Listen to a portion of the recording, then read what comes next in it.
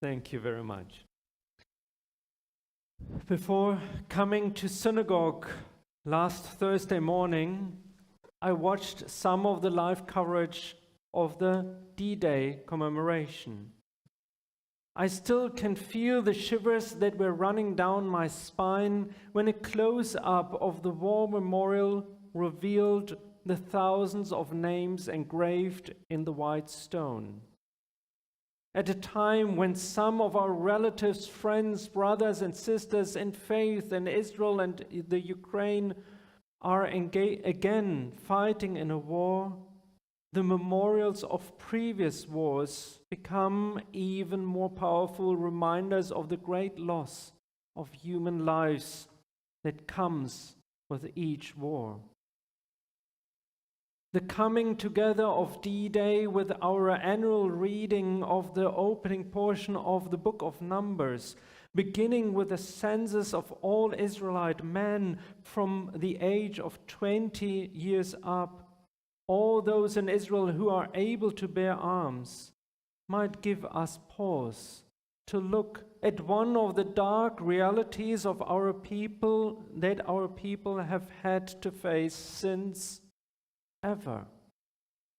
In fact, from Abraham onward in the Torah, we find ourselves often embattled, and the fighting continues beyond Deuteronomy and into other books of the Torah as well. For example, take the Israelite nation in this week's Torah portion, Bamidbar.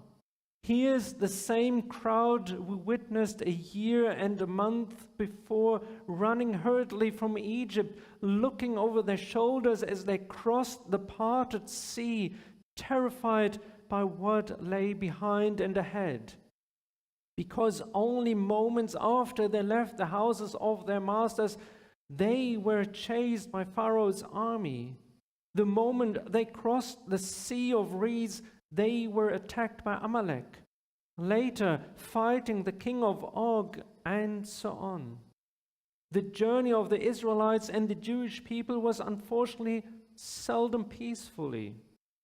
The young state of Israel has not yet seen one day when all its neighbors want to live in peace with it, side by side. It seems that the opening of the book of Numbers wants to prepare the Israelites and us for this harsh reality when it calls on Moses and Aaron to take a census of all who can fight in a war. Se'u et rosh kol adat b'nei Yisrael, take a census of the whole Israelite company. But the commentators note the way God describes the head count, Se'u et rosh, lift the head. Nachmanides, a rabbi from the 13th century, points out that the phrase can be positive and negative. Joseph uses the same phrase positively back in Genesis when interpreting the dream of the imprisoned cupbearer. In 3 days' time, Pharaoh will lift up your head and restore you to your post. But Joseph also uses the same phrase negatively a few verses later while interpreting the baker's dream. In 3 days' time, Pharaoh will lift your head from your body and hang you on a pole. Imagine our scene, though. Moses and Aaron are alongside a representative of each tribe, actually lifting each young man's head, gently touching the chin of each soldier to be, looking him in the eyes, thus acknowledging the humanity of each one and recognizing the real risks of war.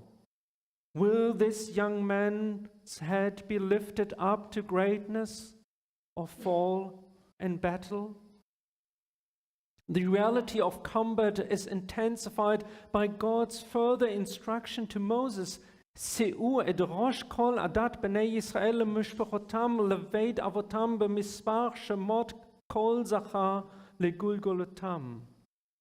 take a census of the whole Israelite company of fighters by the clans of its ancestral houses, listing the names of every male, head by head.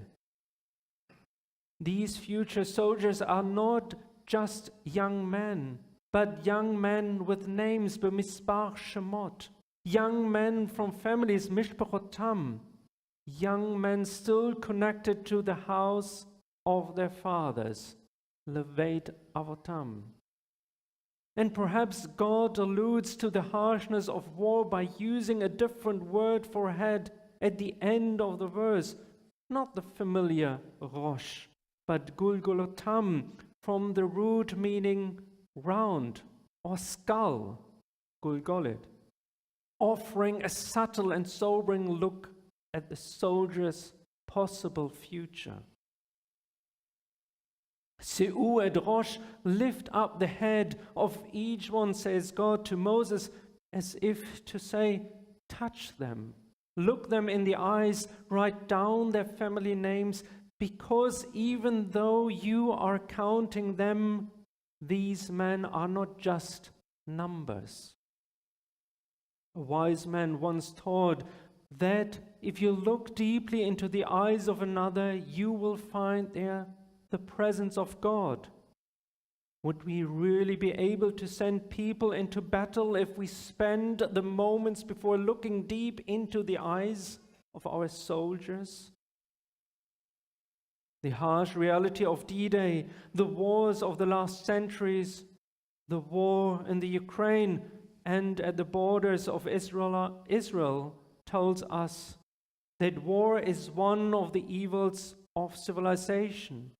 But our Torah reading reminds us that every single person who is doing their military service is not just a number, but a human being with a name, a face, and a reflection of the divine. So therefore, may we never forget, may we always remember. Shabbat Shalom.